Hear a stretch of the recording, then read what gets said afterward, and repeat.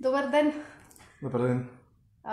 Се извинуваме однапред за техничките предизвици кои што постоеле претходно и најверојатно може и во иднина ќе постојат, но тоа не треба да ни биде фокус никогаш, Николче. Техника е техника и не треба целата надеж во техниката да ја ставаме. Можеме да се потпруеме за одредени моменти, ама да не звучам продуховено, но во моментов тоа воопшто не е ни важно, заради тоа што тука сме собрани за една личност која што е највозвишена од сите. И во Библија вели се што правите, правете го како за Господ. И славењето што претходно го слушнавте, луѓето го донесоа пред тронот на Бог Таткото за негова слава. И заради тоа, без оглед дали трепкало нешто или не трепкало, сето оно што е донесено пред тронот за слава на Бог Таткото, ќе си го заврши своето дело. Амен? Супер. Почнете. Предходните пати кога имав можност да споделам од Божиот збор, не можев да го занемарам или да го заборавам тој момент на славењето и на музиката која што ете така е во служба на Божијата слава. Да. И навистина тимот донесе убави моменти од небото. И јас сега во овој момент, за сите вие што не гледате сега токму, ве благословувам во името на Исус, според неговото ветување, според неговиот збор, дека тој го испрати своето слово за да ги исцели луѓето. И сега во овој момент, ти што чекаш пробив во Господ, прими го словото на Господ дека е испратено за да го донесе тоа за тебе. Ти што чекаш исцеление, дали на емоциите, дали на физичкото тело, прими го во Господ, заради тоа што Бог испрати. И Бог се одржува во совршеност преку својот збор. И се грижи преку неговиот испратен збор. И сега ве благословуваме во името на Исус. Сите заедно тука и во името на нашиот Спасител и Господ Исус Христос, кој што е совршен и кој што не спаси за цела вечност, кој што не освети еднаш за секогаш, примете го Него и Неговата полнота. Амен. Да, би се добро да само да кажем дека се ова е за Него. Амен. Се е за Негова слава. Амен. Се ова го правиме бидејќи неизмерно го љубиме нашиот Бог. Така. А да не кажуваме пак колку тој нас не засака со совршена љубов. Да. И така да останете, тие што скришом можеби не слушате и можеби долго време сте биле далеко од црквата, но нешто ве копка да слушнете за Господ. Останете, верувам дека ова ќе биде нешто што ќе ги обогати вашите животи. Така. И ќе привлече уште повеќе кон вистината, кон суштината на животот Исус Христос. Амен. Амен. Вау, многу е силно што едноставно никој не е скриен пред Господ. И не во негативна конотација, онака Господ, те гледам ја, туку се е откриено пред Него, сечи живот, сечи срце, сечи ум, сето оно што дури некојаш луѓето пробуваат да го скријат од другите околу нив, се е отворено пред Господ, меѓутоа, знаете како? Се е отворено веќе во прифатеност. Не му смета на Господ нашата тајна. На Бог не му смета нашето бреме. Баш напротив, Бог е фокусиран да не ослободи од сето тоа. Зошто? За луѓето да вкусат и видат дека Бог е добар. И кога доаѓав наваму сега баш пред денешнава богослужба и си велам, Господе, што да пренесам или што да излезе од мојата уста како охрабрување. И она одново и одново слушната вистина. Бог е апсолутно добар. И дури ако црквата во еден момент ја тргне таа апсолутна вистина за Господ, дека тој е апсолутно добар, постојано апсолутно добар, тогаш како верници што го љубат Христос можеме да газиме на климава основа. Заради тоа што кога ќе најдат притисоци, кога ќе најдат осуди или само осуди, не ќе можеме да се одржиме ако не сме зајакнати во вистината дека Бог е апсолутно добар. И се што прави Господ во нашите животи, па дури и во животите на луѓето што не го знаат, како татко и како спасител, се е од основата дека е апсолутно добар. И ние секогаш, поготово во моменти кога немаме увид, кога немаме целосна слика на работите, ние секогаш треба да се вратиме во тоа безбедно место. Ама нашиот Господ е апсолутно добар. И затоа е совршен татко. Затоа е совршен татко, затоа е совршен и нема друг Бог освен него. И во таа негова доброта што ја читаме за незе во Словото и што сме искусиле на лично ниво, се покажува и укажува Бог е добар. Затоа што на вистина кога тоа ќе го сватиме, тогаш сите оние стихови се содействува за доброто на тие што го љубат Господ. Од каде се да содействува за доброто, ако оној кој што прави нешто на наша страна не е добар, постојано. Значи, се е поврзано со таа негова карактеристика, односно со таа негова суштина во карактерот. Господ е апсолутно добар. Амен. Амен.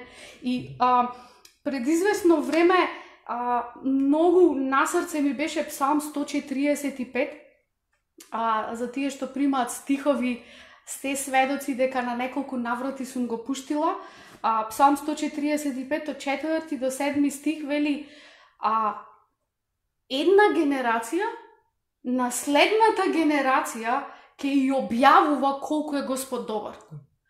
Колку е верен. И во сите тие 3-4 стиха се зборува за тоа колку се големи. Дури е употребен збор грандиозни. Ние, бидејќи нашиот јазик е од словенска група на јазици, имаме многу убав збор велик.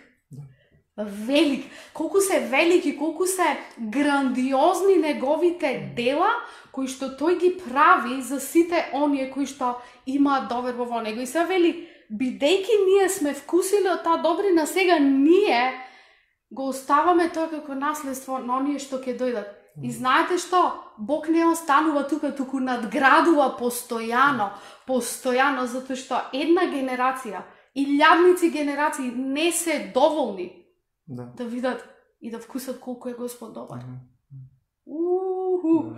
Онака ми беше, мислам, самите тие стихови од Псалм 145 ќе изборуваат со радост на следната генерација. И верувам дека денешнава порака што е во моето срце е цркво да се охрабриме во радоста на Господ.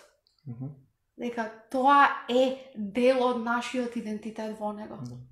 Во радост да ги гледаме работите што Господ ги прави и во радост да ги пренесеме. Амен. Нека вика радоста Господова ќе биде нашата сила. Халелуја. И во многу тешки моменти во мојот живот сум доживувал радост од некаде. И се прашувам од каде е таа радост. Сега се моменти за тага, сега се моменти за, не знам, можеби да се замислиш, да се осудиш или и најнаш внатре во себе си ќе најдам во такви моменти, во околности каде што ништо не цвете како што треба. Внатре има радост. И таа е таа радост што е ставил во Господ во нас. Апсолутно се сложувам со тоа вики за неговата добрина. Библијата вика дека Бог е љубов. И многу луѓе викаат дека Божјото писмо е репер за се, така? Божјото слово е репер за се, за не забегаш, за да не бидеш заведен по лошите доктрини. И тоа е до некаде вистина. И тоа јас би рекол дека најголем репер е личноста на Бог, Амен. дека Бог е љубов. Wow. И дека сите работи треба да ги испитаме низ призмата на Божјата љубов и добрина. Амен. И дури ако преку слово чувствуваме дека треба нешто да кажеме, што е можеби осуда, што е критика, казна или фрустрација или било што, јас би рекол, иако го наоѓате тоа Божјото слово, сепак репер да биде Божјата љубов. Дали тоа е израз на вистинското татковско Божјо срце за нас? Дали во согласност со неговата љубов? Библијата вика дека Бог е љубов, дека Бог го возлюби овој свет, го засака го предаде својот син Исус Христос. Амен. Така да јас сум лично човек кој што се гордеев дека многу познавам писмото и дека можам да цитирам стихови, меѓутоа Господ ми кажа се е во ред. Меѓутоа Светиот Дух ќе те потсети на она што го кажал Исус. Светиот Дух ја излеа веќе Божјата љубов во нашите срца. И така многу работи што биле кажани од моја страна и што биле според мене доктринално исправни и би требало да се кажат и сечеле и болеле другите, Господ ми рече се е во ред. И тоа дали тоа беше израз на мојот карактер, дали беше израз на мојата љубов. И така би ги охрабрил сите мои браќа и сестри кои што сакаат да се искажат, кои што во ова време, кои што е доста нестабилно и едноставно сакаат да донесат нешто од Божјото царство, од Бог, на најдобар начин.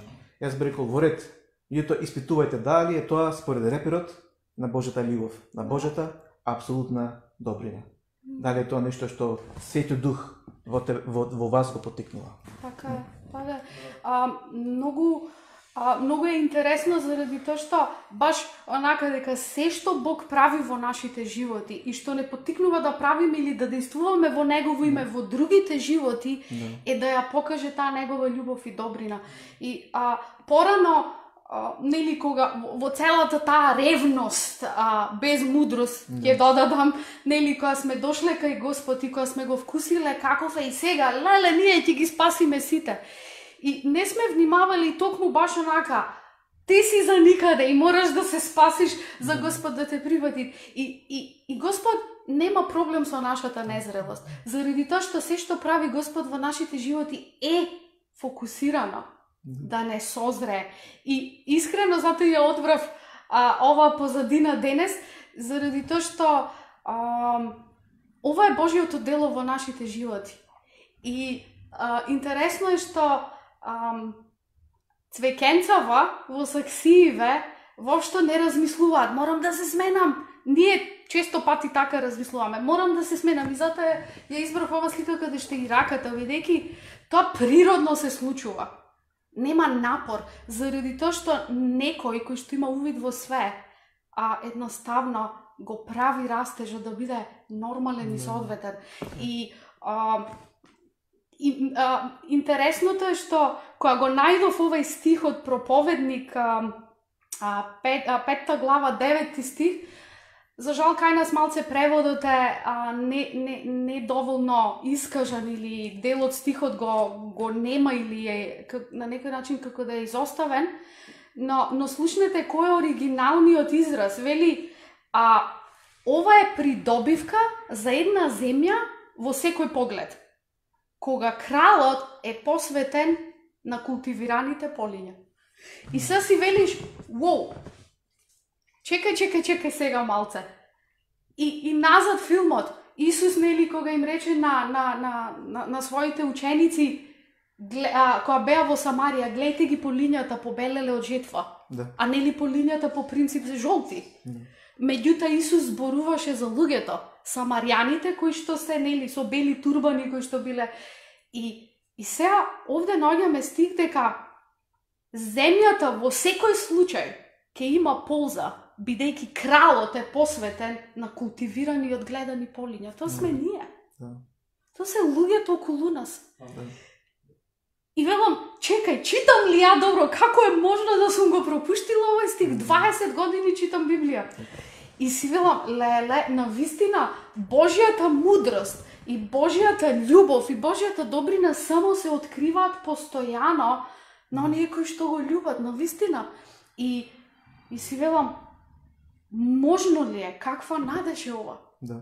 Бог, кој што нели во Библија пишува дека Исус е крал над кралевите, да е посветен на култивираните, добро одгледувани полиња. Вау! Размислувајте за ова. Паузирајте на кратко и размислувајте за ова дека кралот е посветен на вашиот живот и знаете што? Цела Македонија ќе има полза заради неговата посветеност во вашите животи. Да. Вау!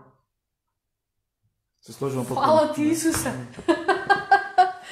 Мислам дека Бог во својата љубов и во својата добрина е посветен кон сите нас. Амен. Не само да не поправи, не само да не закрпи, Да. не само нешто да не одведе на малце некое поголемо ниво. Јас верувам дека Бог е комплетен, како кажам, реставратор. Знаете што е ресторинг, реставрација. Јас верувам дека Бог делува на таков начин што не сака само да малку не оправи, туку потполно да не донесе до она што оригинално не направил. И ние во него веќе сме, ме разбирате. И така јас верувам дека еве ќе ви кажам еден пример. Јас денеска сакам многу примери да кажувам. Супер. Ми се случи пред еден месец сообраќајна незгода и мојата кола беше доста така погодена и беше жал да ја гледам. Пластиката извиткана, падната, лимот требаше се пегла и ја возев така, ама грда беше многу. Да.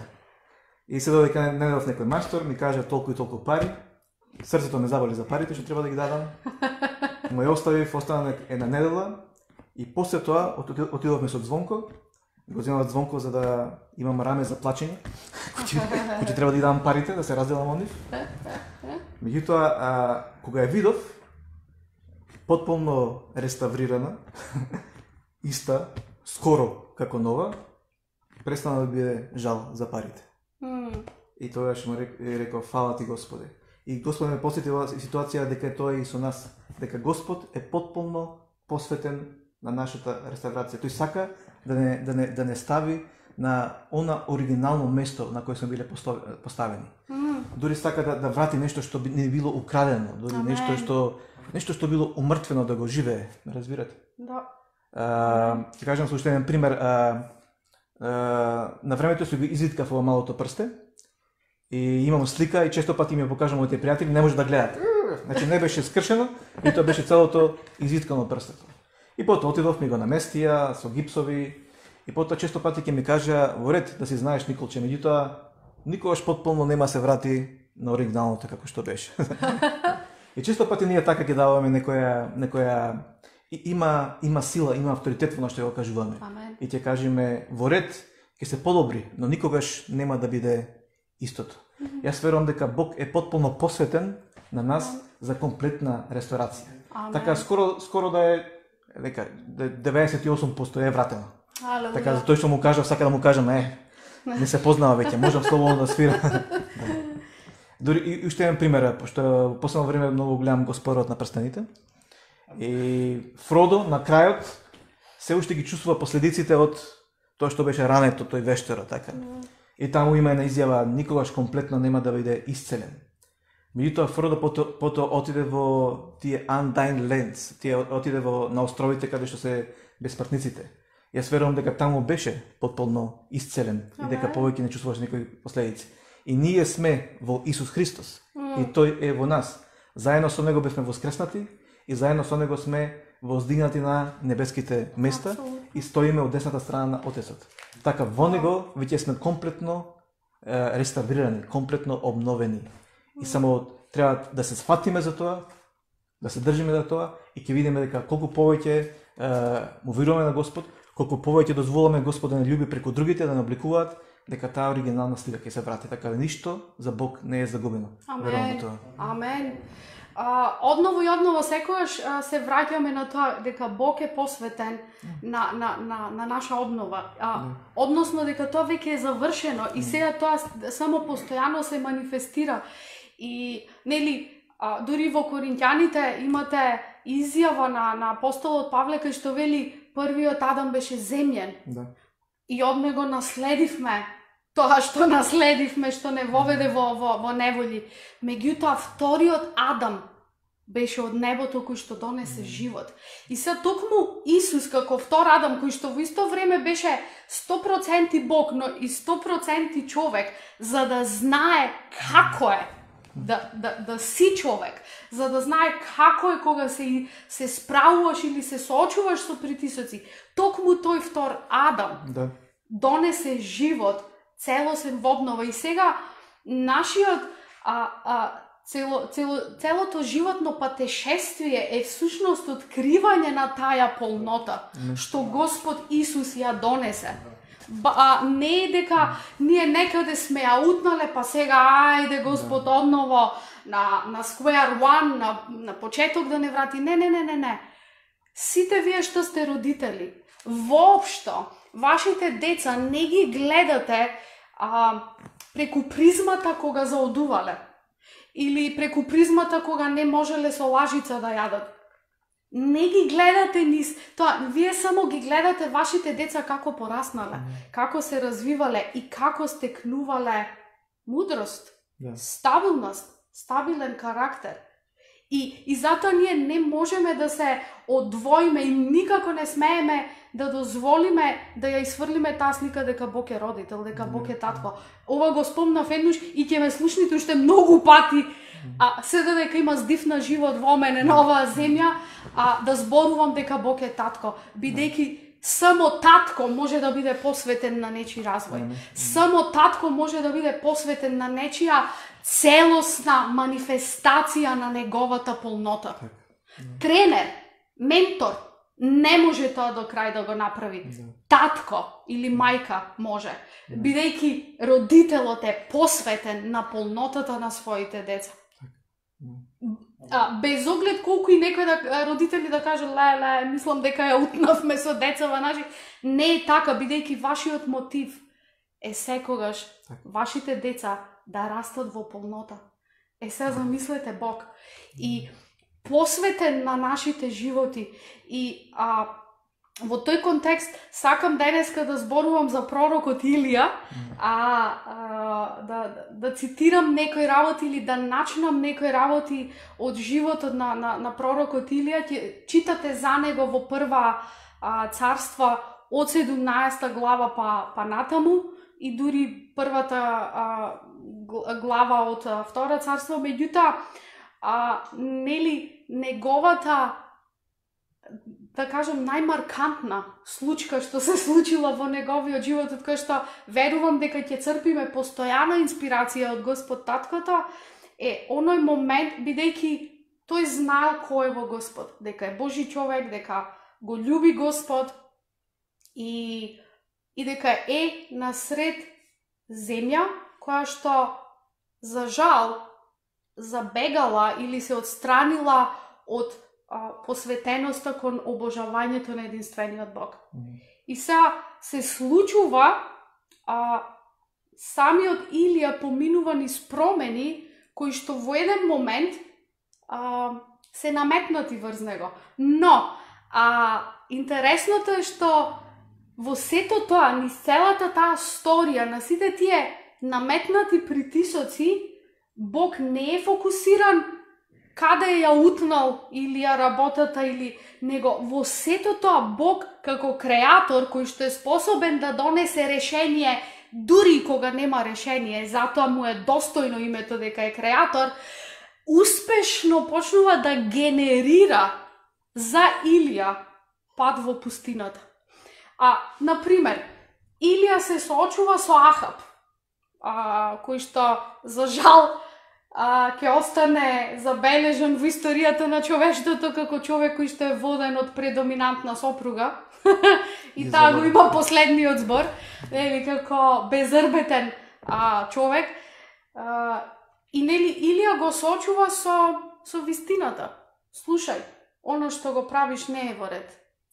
Ај што ти грешиш, него целиот народ го заведуваш да греши. И сега Илија му вели, нема да заврне дожд 3 години. Заради мојот збор. И дури тоа во Новиот Завет го имате регистрирано во посланието на Јаков, кај што вели, Илија беше ист човек како нас, се молеше и 3 години не заврна дожд. И навистина, и дури Илија му вели, јас Божиот човек кој што стои во Божиото присуство, ти велам на мој збор 3 години нема дожд да има. Меѓутоа Илија заборавил дека заради неговата изјава промена ќе биде наметната врз него, затоа што во 17 глава Господ го носи Илија на место во пустината и му вели, јас ќе се грижам за тебе, насред жега, насред сиромаштија. И што се случува? Гаврани му носат месо, а нели гавраните во во орнитологијата, во науката за птиците се познати како најсебични птици кои што никогаш не делат плен, и сега имате гаврани му носат месо на Илија, и Господ му вели, еве од тука ќе се напојуваш со вода, а во цела земја има суша. И што се случува после извесно време? Потокот пресушува и е забележано, бидејќи имаше суша. Се често пати ние се молиме за промени во нашиот живот, или целокупно во земјата, нели, се молиме за промени, меѓутоа некојаш забораваме дека Бог ќе не вклучи во тие промени, односно е фокусиран на нашиот растеж и на нашата изградба во стабилност. И ќе дојдеме во ситуација, леле, Господи, што е ова, не може вака. И тука доаѓаат во сила стиховите од Псалм 84, 7 стих, кај што вели, дури да поминеме низ долината на плачот, ќе ја претвориме во долина на дождови изобилни, а тоа се работи за нашиот растеж. И во Псалм 23, најцитираниот псалм, 4 стих вели, дури во долината на смртната сенка. Сега, она што мене ми е маркантно за тие два стиха е дека ние некако како да сакаме тука да живееме, знаеш, онака, и ми дојде на мисла, си викам, па ние не треба плац да бараме или имотен лист да ни дадат во долината на смртната сенка, ние треба да поминеме низ таа долина, не да купиме плац и таму да живееме. И некако тој момент во однос на црквата, како охрабрување, ние не треба да го креираме нашиот идентитет заради притисоците што ги поминуваме, врз основа на притисоците што ги поминуваме. И често пати сум сведок кога луѓе во црква кажуваат, ете, ние сега заради тоа што сме праведници, знаеш, онака, цел пекол е против нас, ослободен во сите своји шеми, дарара. Меѓутоа, не ни е тоа нас идентитетот, затоа што од таму можеме да научиме дека Бог не е фокусиран на тоа како само да не одржи во животот, на што ти кажа, само да не закрпи. Него Бог е фокусиран да не обнови,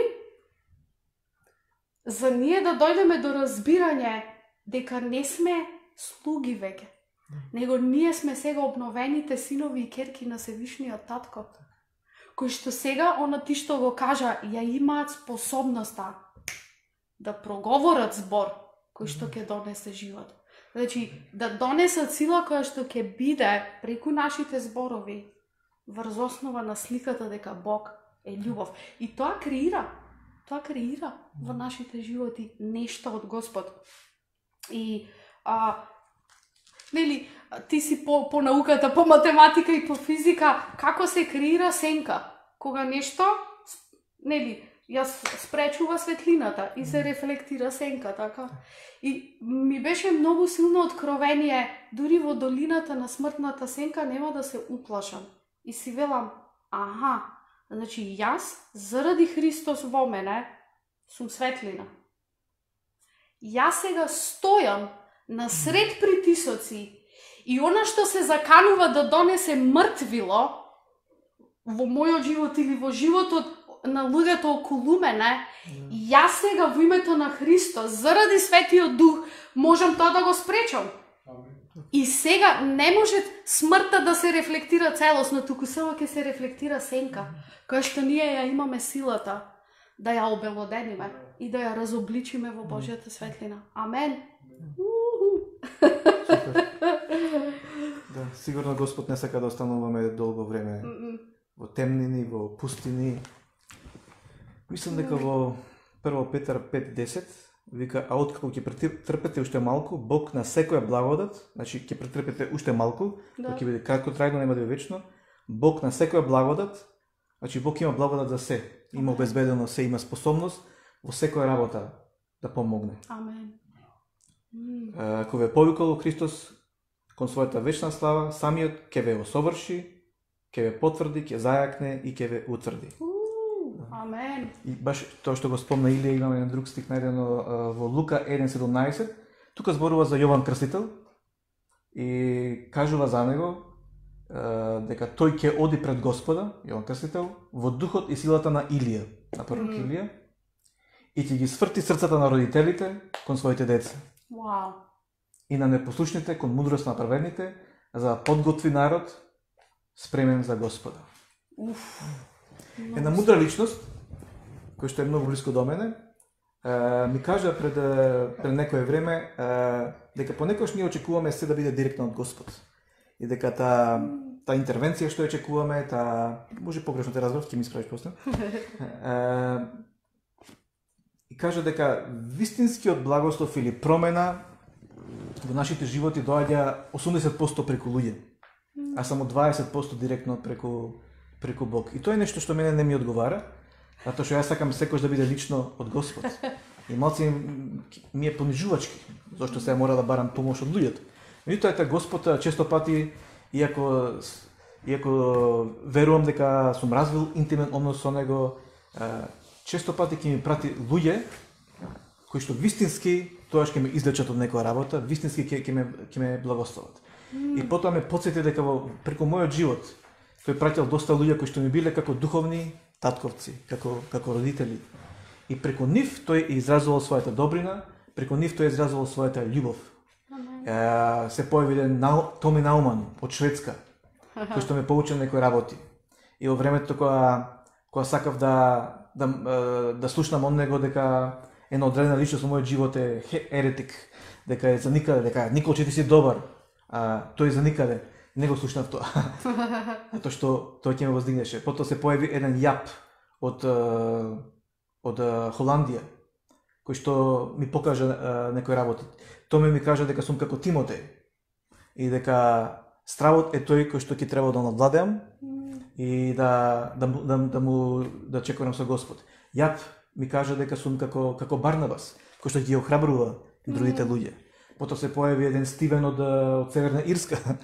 И така Господ ми праќаше некои луѓе и иако јас многу сакав лично тоа да го искусам, лично тоа да го наоѓам, сепак Господ во својата добрина, во својата љубов, во својот план сака да бидеме окружени со луѓе кои што можеби ќе видат нешто што ние не можеме да го видиме, кои што можеби ќе ни укажат дека сме малку скршнеле и ќе ни покажат својата љубов. Така да за мене беше добро време на пандемија, на корона и на такви работи, затоа што Господ ми откри многу работи и ми кажа дека имам прекрасни луѓе околу себе. Јас пак ќе го спомнам Господарот на прстените, баш вчера тоа кажував, кога бев стварно пријатно изненаден и препон со чувства и емоции, кои видов на дело љубовта на моите браќа и сестра и грижата за нив и почита кон нас. И ми реков, јас сум како Голум. Го знаем сите Голум. И тие почна ме гледат вака да ме испитуваат. Па можете. И потоа се појаснив. Јас почнувам да го зборувам оно што секогаш Голум го зборуваше. Што го зборуваше Голум? My precious. Мој скапоцен. Затоа што јас се најдов себе си, дружејќи се со моите браќи и сестри, пријатели во Господ, како повторувам пред нив или во мојот ум, precious people. Скапоцени луѓе. Какви дарови ни дал Господ, какви богатства. И така да стварно му благодарам на Господ. Алелуја. Да. Ја гледате ли добрината на Господ и неговата насоченост не да го извлече најдоброто од нас, туку да не воведе во нов стадиум од неговата полнота.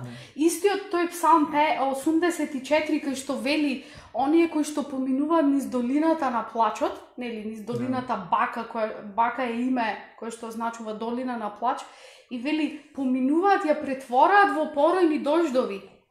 И сега следното. И се појавуваат од сила во сила во присуството на нивниот Господ. Значи, тоа е фокусот, не Бог да го извлече најдоброто, туку во суштина постојано да ја изразува неговата полнота во нас и преку нас и во нашиот живот. И она што го кажа, често пати нели ние сакаме онака на некој возгоден начин сами да сватиме, сами да стекнеме откровенија, сами да разбереме, да ги сватиме тајните. Ни треба црква. Али ни треба црква заради тоа што ако црквата е семејство, тогаш во семејството немаш таква крајна изолација кај што секој е свој остров.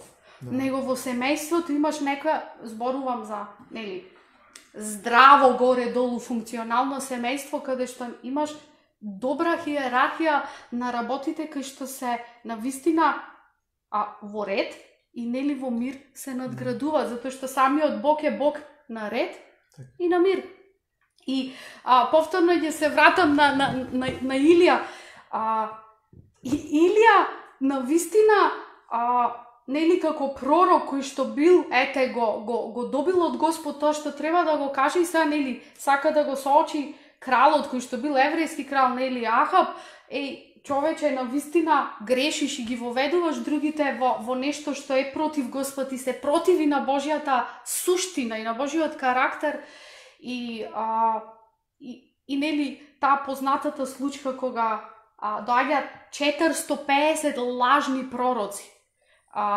Не биле ни пророци, туку биле идолопоклонци и сега Илија ги сочува, ајде сега да го видиме вашиот Бог наспроти мојот Бог.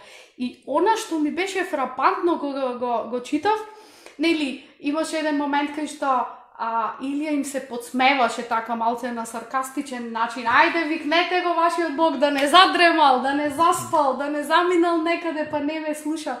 И се случува, ако мојот Бог е вистински Бог, нека дојде и насред вода и нека ја собере жртвата и нека покаже, и тоа се случува. Но, она што ми е фрапантно е, и сите луѓе кога го видоа тоа што се случи, дека Бог се покажа во својата сила, паднаа на нивните лица, се поклонаа и рекоа, навистина Господ е Бог. Овај Господ е Бог. И сега Илија, наместо да се сврти и да каже, 450 луѓе го признаа мојот Господ, дај сега јас да видам како да ги научам да инвестирам во луѓето. Знаете што направи Илија без да го советува Господ? Ги исполби сите 450 лажни. И нормално во неговата слепа ревност и фанатичност, таја која што ги охрабруваше тие лажни пророци, му се закана по неговиот живот. И што имате најпознатата сторија кај што Илија, народски кажано, фитил фаќа во пустина затоа што пишува, се уплашил од Језавела, од сопругата на Ахаб. Фитил фатил насред пустина. И сега интересното е што насред сета таа мешаница, Бог на што е фокусиран? Илија, зошто си тука, на ова место? На 2 пати. А во претходната средба, после средбата со Ахаб, Илија се среќава со Овадија, кој што му вели, слушај, јас знам дека Ахаб и Језавела го воведуваат народот по погрешни патишта да се идолопоклонци. Но има 100 пророци кои што не му се поклонаа на лажниот Бог, ја ги сочува во пештера и им давам храна. Знаете што е на 3 пати регистрирана изјава на Илија? Само јас сум пророк во оваа земја. Како бе само ти? 100 имат други. Овадија ги скрил. 101 со си него. Значи луѓе кои што веруваат во Господ, единствениот. И меѓутоа Господ не е фокусиран на неговата ароганција или на неговата заслепеност на некој начин. Повторно му доаѓа и му вели, зошто си тука, Илија? Она позната, излези на врвот на ридот и ке се сретнеме ја и си ти вели, помина силен ветер, но Господ не беше во ветерот. Помина, се случи силен земјотрес, но Господ не беше во земјотресот. И во што беше Господ? Во тивкиот чепот. И знаете што му рече Господ Илија? Зошто си тука? Сигурно не беше фокусот, леле, чекај сега ја тебе да те супрам, да те закарпам, катастрофално ја утна работава, него насред сите тие збиднувања, драматични, Бог, гледајте го на што е фокусиран. На неговата полнота да се изрази во животот на Илија. И притоа, Божјата полнота и неговата апсолутна добрина да се излее на другите луѓе, затоа што насред таа драматична мешаница во животот на Илија, кај го праќа Господ? Оди во Сидонска Сарепта кај вдовицата. Вдовицата му вели, јас и син ми ќе собереме последни класија и ќе јадеме и ќе умреме. Меѓутоа, што се случува? Бог отвора врата, не само да не умре, туку постојано да биде снабдена. И дури кога нејзиниот син умрел, Илија го воскреснува. Гледайте на што е фокусиран Господ насред наши драматични притисоци од внатре или од надвор. Секогаш неговата полнота да ја изрази и да ја донесе за другите луѓе да се охрабрат, за другите луѓе да вкусат дека Бог е добар. И после што му вели Господ на Илија? Слушај, не се секирај, уште други 7.000 имам јас во овој град, иако ти велиш само ти дека си. Јас сочував за мене уште 7.000 кои што не му се поклонаа на лажниот Бог. Вау. Значи, не сум само јас. Ја кога ги читав овие пасуси бев запрепастена кај Божиот фокус на сета таа драматика што ние ја искусуваме во животот и кај е нашиот фокус. Илија на 3 пати. Само ја кутар останав, Господе, подобро да ме земеш. Само ја останав, се плашам за мојот живот. Меѓутоа, Господ е фокусиран на манифестација на неговата полнота и на неговиот израз на неговата апсолутна добрина. Без оглед на се. Амен! Потpuno се сложувам со ова. Ќе кажем еден пример. Жена ми вика понекогаш, вие мажите што, само за војска нешто, само такви доживувања ќе кажувате. Меѓутоа, често начинот на кој што Светиот Дух работи со мене, ќе ме потсети најнаш од ведро небо, ќе ме потсети на некоја случка во мојот живот. И потоа треба да размислам, да дешифрирам што значело. И така ме потсети на една случка од мојот живот кога бев во војска, во немирни времиња, бев во Хрватска, почнуваше војна, ни го продолжија војниот рок, требаше уште 20 дена и останав плюс 20 дена, воопшто не отидов на отсуство цела година. Интересно и за тоа имам приказ на почетокот на мојот војен рок, татко ми ме праша и сега кога ќе се вратиш, ме реков, па на крај. И ставаме на крај се вратив. Значи, треба да имаме што исповедаме. И конечно донесува закон дека тие што имаме запишано на факултет, можеме да се вратиме и да се спасиме од војната. И не одведоја од нашата касарна, не одведоја во една друга касарна во Велика Горица, имаше таму аеродром и таму почна некои пукања на аеродромот, запленија некој оружје и најнаш се смени планот, а ние веќе бевме во цивилки, требаше да одиме дома. Се смени планот и ни рекоја ништо, ќе си останете, ќе добиете повторно оружје, ќе добиете повторно цивилка и ќе се борите. А ние не сакавме се бориме. Браќа, сестри сме, Југославија и сакате да се убиваме ни со други. И така разговаравме меѓу себе, имаше еден пријател со мене, Србин од Заечар, и ги обидувавме другите, ајде, отворено е, во цивилки сме, се излегуваме низ портата, ќе се снајдеме со автобуси, ќе стигнеме до кај што сакаме. Меѓутоа, сите не поддржа во тоа, се плашеа, па не знам, па ете ни ветија, може би дека ќе ни донесат воен авион, па ќе не пренесат, па... И така ние малку налутени од нив и разочарани, решивме двајцата со мојот пријател од Заечар да излеземе сами низ портата и додиме во градот. И знам дека најголем адреналин, најголем страв сум доживел тогаш кога поминував прагот од касарната. Се тресев. Тоа е најголем. Пријателот ми кажа, ако те праша некој, ти зборувај, тој ќе види дека сум србин, ќе си имаме проблеми. Вака ќе видат македонец и нема да прати. Отидовме таму, фативме автобус до Загреб, и потоа од Загреб фативме еден од последните автобуси што одеше од Загреб до Белград. И самиот пат беше исто така доста доживување, со блокади на патот, па слегуваше возачот, па се договараше, па плаќаше. И некако успеавме во таа 1991 година, не знам, лето беше јуни, да стигнеме до Белград. Може да замисли каква гордост имавме јас и мој пријател. Другите ги сметавме за кукавици, А ние како, знаете, се чувствуваме како пионери, како тие кои што го пробиле зидот, тие кои што се храбрите. И потоа се збогувавме со пријателот, јас извадив карта за Скопје, и потоа приквечер го гледам истиот тој мој пријател кој што се плашеше да дојде со нас и да ја доживее таа авантура што ние доживеавме од Загреб до Белград. Му реков, што се случи? Па вика, па дојде воен на авион и не однесе. Да. И така сета наша гордост јас нема. Зошто го кажам ова? Значи, го прашува Светиот Дух, зошто ме посетуваш на оваа работа? И каже дека мојата благодат е голема, рече Господ.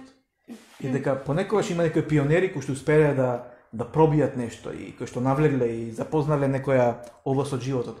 Меѓутоа јас преку својата добрина, преку својата благодат ќе донесам многу луѓе кои што се можеби плашливи, ќе ги донесам таму кај што си. Јас го гледав мој пријател и си реков овој на крај ќе стигне дома побрзо од мене, пошто јас нешто треба. А јас нешто поминав. Јас низ какви Ме разбирате што сакам да кажам, дека Господ во својата добрина, во својата милост, често пати ние се чувствуваме како експерти во одредена област. И например ако ми чепнат во таа област, јас ти кажам, братче, јас за таа област сум ја студирал, сум ја сум јас. И што се обидуваш? Меѓутоа, понекогаш треба да ги препуштиме работите. Ете, Господ има припремено 7000 луѓе кои што и не сме сами. Сме Божја фамилија. И можеме заедно да делуваме според откровението што го имаме во тоа што Господ ни го дал. Амен. Мислам, јас се воодушевувам од Господ во сите тие моменти. Дури имало ситуации во мојот живот кога Светиот Дух ме подсетувал на случаи и настани која не сум го познавала.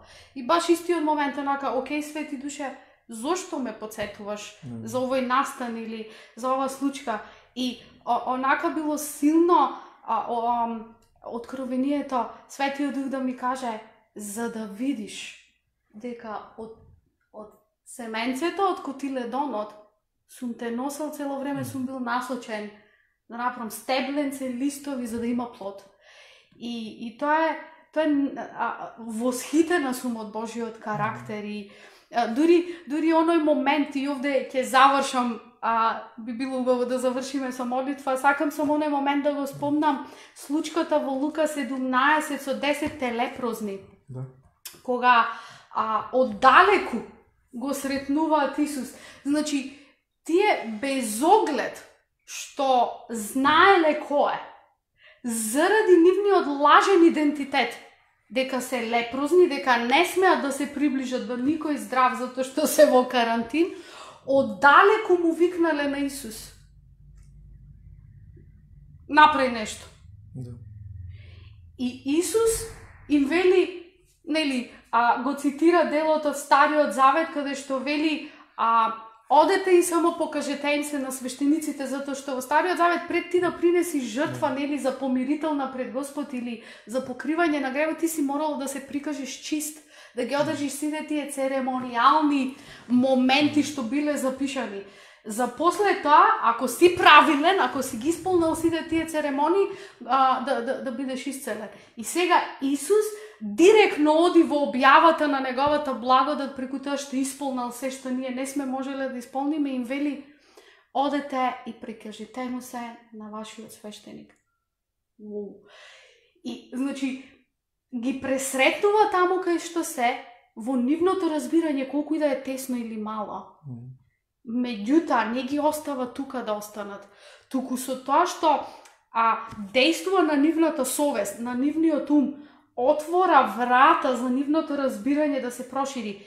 И тие одлучуваат да го послушаат. И на патот кон свештеникот биваат исцелени сите 10 луѓе.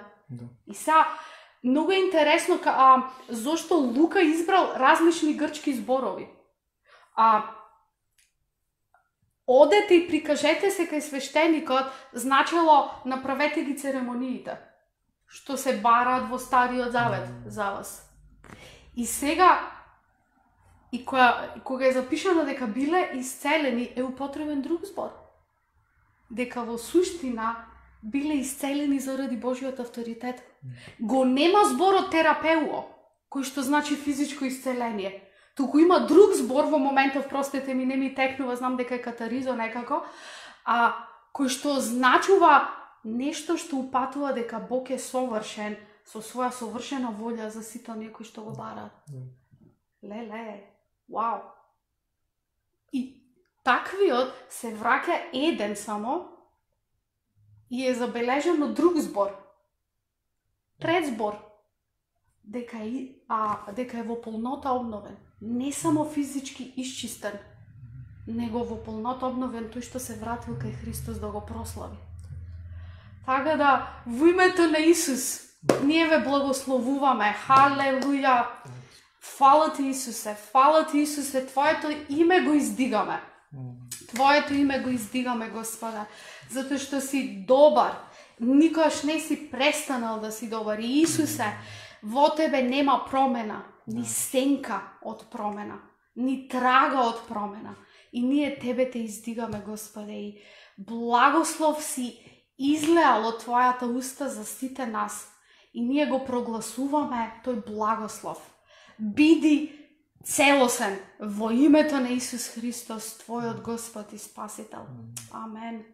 Амен.